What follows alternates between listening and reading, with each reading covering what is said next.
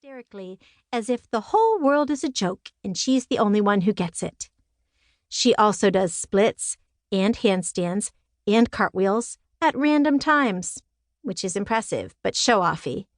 And she talks a lot about her lake house and vacations, which isn't polite considering the rest of us have one house, not two, and we have staycations, not fancy trips. Another thing that bothers me is when Kelli's headband and fingernail polish match. Today they were emerald.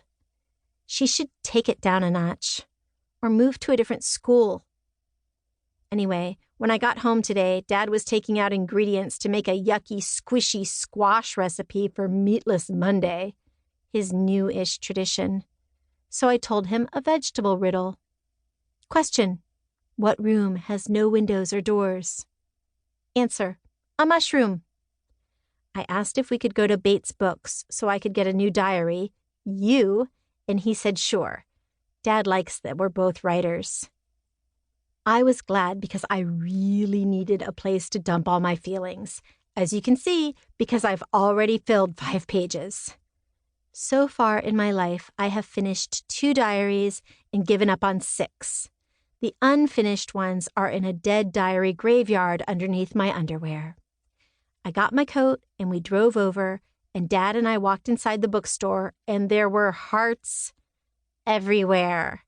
Red ones and pink ones, big ones and little ones, flat ones and 3D ones, and ones hanging from the ceiling. There were also Valentine's Day books, cards, pins, pens, mugs, magnets, stickers, and even giant heart doilies and heart-shaped boxes of chocolate. The owners of the bookstore are my friend Bee's parents, and she says they try to sell tons of holiday knickknacks so they can afford to keep selling regular books. Confession: the happy hearts made me sort of sad. I just can't believe Kelli asked Chuck out, and that this aggravates me so much. Dad offered to buy me a box of Valentine cards, but I said no thanks. I told him that in 2nd and 3rd grade, our whole class used to exchange Valentines, but now I'm too old. Too old? Dad thought that was funnier than my mushroom riddle. How about chocolate kisses? Are you too old for chocolate kisses? He picked up a bag of chocolate kisses wrapped in silver and set it on the counter. Fortunately, moods are contagious, and Dad's good mood was helping me shake off my bad mood. I am the exact right age for chocolate kisses, I said, and on the way home, I unwrapped one for each of us. Signed, Ava. Aggravated.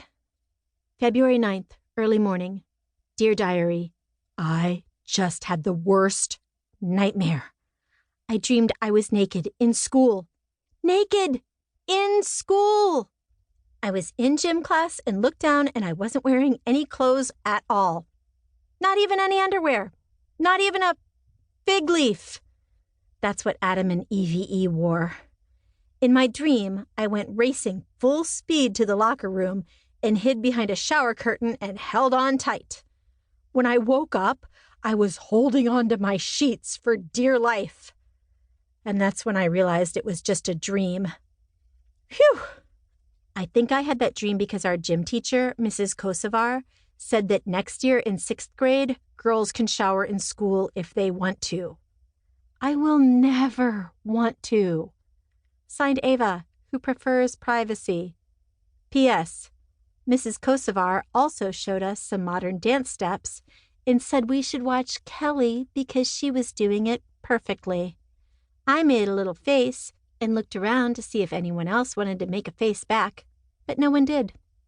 Am I the only person who doesn't think Kelli is perfectly perfect?